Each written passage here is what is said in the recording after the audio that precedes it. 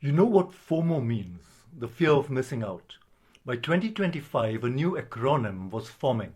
This one had nothing to do with missing a party. Graduates booing their speakers the moment AI was mentioned. Laid off workers posting memes, funny on the surface, desperate underneath. That only happens when fear is real. That fear has a name. It is called FOBO, fear of becoming obsolete. If you are feeling it, you are not imagining it. This is the defining career anxiety of our time. Now think of this video as a map. At the center of that map is you. Whether you are already in the workforce or just entering it, this wave is coming for everyone. Around you, three forces are shaping your journey. Your employer, the big tech companies building these tools, and the governments that will decide what the safety net looks like. That is what we are going to do in the next few minutes. Understand all forces and turn that fear into direction. Now, some of you will remember this. For others, it will be new. In the 1990s, companies began moving basic IT work overseas. For many workers, the anxiety was real. Some jobs vanished entirely. But here's what actually happened.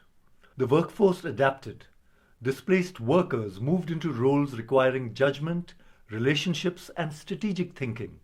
Roles that simply could not be shipped overseas.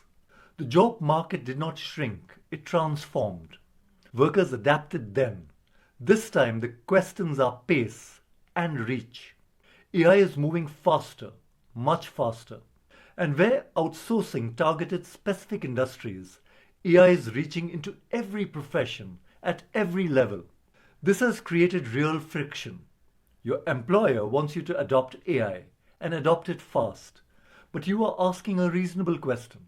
If AI can do my work, why would anyone keep me around? You need some reassurance before you can fully commit. Both positions are completely reasonable, both pulling in opposite directions. No one knows how this will end. Not the economists, not even the people who built AI. Now, some work is more exposed than others, and there's more you can do about this than most people realize. Start by looking at your own work honestly. Some of your work is repetitive and measurable. Some requires judgment, empathy, and relationships that just cannot be automated. AI is better at the first list, not yet at the second. And watch what your employer is doing. The best companies are not waiting for the disruption to arrive.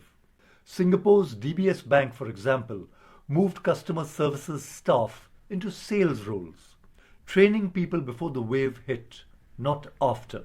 If your company is doing that, stay close. If it is not, it is worth asking why. The employers who prepare you and those who don't are not the same thing. But individuals and companies can only carry so much. Two other forces will shape how the story ends. Governments and the companies building AI itself. Here's the honest truth about governments. AI is moving faster than any law can follow. That is not an excuse for doing nothing, but it is the reality. There are things governments could do. Make AI's biggest winners help pay for the disruption they are causing. Catch workers before they fall too far. Take a harder look at how much these companies profit from an economy they are reshaping. Some countries are already thinking about this. Most are not moving fast enough. The companies building AI have a responsibility too. Whether these tools end up helping you or replacing you, that decision is made right now in boardrooms, without you in the room. And then there is the environment cost. These systems run on enormous amounts of energy. By 2027, all data centers could be using 1 in 10 units of energy in America. Someone pays for that. It should not quietly be the planet. You are not powerless in this. Workers who adapted in the past did not just survive, they grew. The long-term impact of AI is unknowable, but your level of preparation is not. That is entirely within your reach. In a future video, I want to go deeper on what governments are actually planning for an AI economy. New safety nets, new tax models, new ideas about work itself. That story is just beginning. I will see you there.